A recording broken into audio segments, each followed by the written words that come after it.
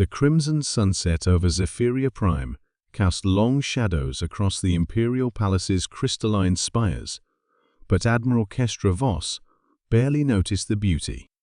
Her weathered hands gripped the observation deck's railing as she stared into the star-scattered void, remembering the day everything changed. It had been 3 standard years since the incident, yet the Empire still trembled from its aftershocks. The mighty galactic empire that once commanded 1,000 worlds now struggled to maintain control over barely 200. Rebellions flared across the outer rim, trade routes had collapsed, and the Imperial fleet, once the galaxy's most feared armament, was scattered and demoralized. All because of a ship that appeared for less than 10 minutes. Kestra's neural implant chimed softly, replaying the archived footage she'd watched countless times. The date stamp read 2387.142, 1534 GST. She was commanding the 7th Fleet's flagship, the Dominion's Wrath, during routine patrol exercises near the Kepler Nebula when space itself seemed to hiccup. The anomaly began as a subtle distortion, like heat shimmer rising from sun-baked metal. Long-range sensors detected gravitational fluctuations that defied known physics. Energy readings spiked beyond measurement parameters. Then, with a flash of impossible colors that burned retinas and overloaded optical systems, it appeared.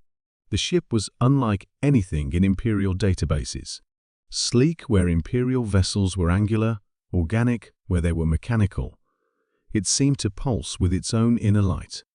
No engine signatures, no propulsion systems, no recognizable technology, yet it moved with grace that made their most advanced fighters look clumsy.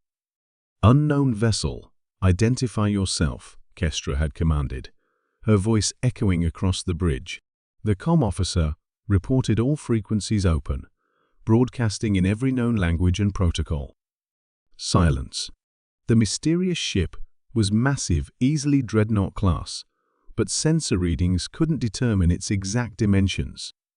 It seemed to exist in a state of quantum flux, simultaneously solid and incorporeal. When Tactical tried to get a weapons lock, their targeting systems malfunctioned, displaying error messages in languages that didn't exist. Then it spoke, not through communication arrays or subspace transmissions, but directly into every mind within a 100,000-kilometer radius. The voice resonated in frequencies that bypassed the ears entirely, speaking in concepts rather than words. CHILDREENOF THIALLOWDARK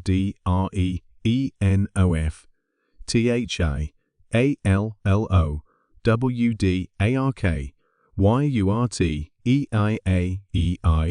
FTEEEHA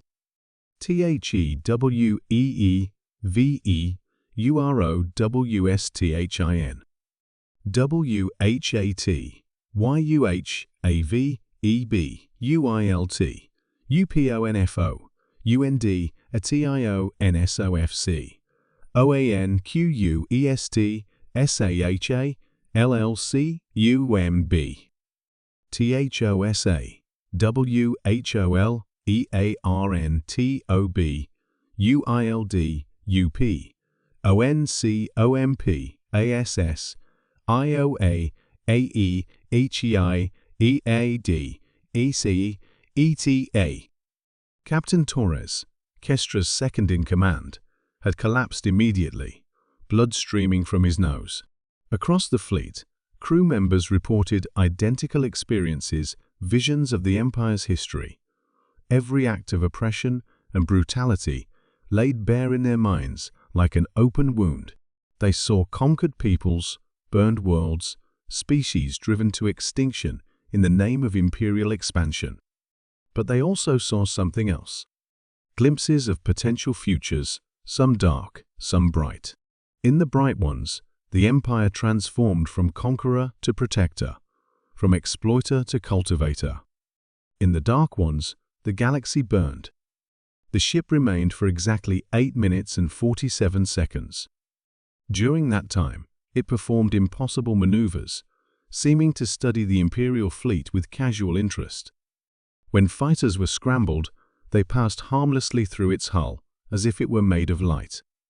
When the fleet's most powerful weapons were brought to bear, the energy simply disappeared, absorbed or redirected in ways that violated conservation of mass and energy. Then, as suddenly as it had appeared, the ship began to fade. Its hull became translucent, then transparent, then simply wasn't. Space folded in on itself with a sound like crystal singing, and the anomaly collapsed into a point of brilliant light before winking out of existence. In the silence that followed, Kestra had tried to restore order, but the damage was already done. The vision had affected every member of the fleet, and they carried its message back to every world they visited. Word spread like wildfire through hyperspace communication networks, then through more primitive means, as the Empire tried to suppress it. The revelation was devastating. For the first time in centuries, Imperial citizens saw their government not as the galaxy's rightful rulers, but as tyrants. The carefully maintained propaganda machine crumbled as species after species rose in rebellion, inspired not by hatred, but by hope for the bright future they had glimpsed. Emperor Maximus VI had tried everything. He'd deployed the Inquisitorium to hunt down infected personnel. He'd launched massive military campaigns to crush the rebellions. He'd even attempted to recreate the ship's technology, pouring resources into projects that inevitably failed. Nothing worked. The Empire's foundation, fear and overwhelming force, proved inadequate against an enemy that couldn't be fought. The truth about what they could become. Now, 3 years later, Kestra watched another Imperial world declare independence. The notification scrolled across her neural display in cold, clinical text, but she felt each defection like a personal wound. Not because she mourned the Empire's shrinking borders, but because she knew they were running out of time. The mysterious ship hadn't been a threat, it had been a warning. The time of testing it spoke of was coming, and the Empire in its current form would not survive it. Only by transforming into something better, something worthy of the deep light, could they hope to endure. Kestra made her decision. Tomorrow, she would submit her resignation and join the growing movement of former Imperial officers working to build something new from the ashes. The Empire, as they knew it, was already dead. They simply hadn't finished burying it yet. As the last light faded from Zephyria Prime's sky, she whispered the words that had haunted her dreams for 3 years. What we have built upon foundations of conquest shall crumble. The mysterious ship was gone, but its message remained. And perhaps, Kestra thought, that was exactly as it should be.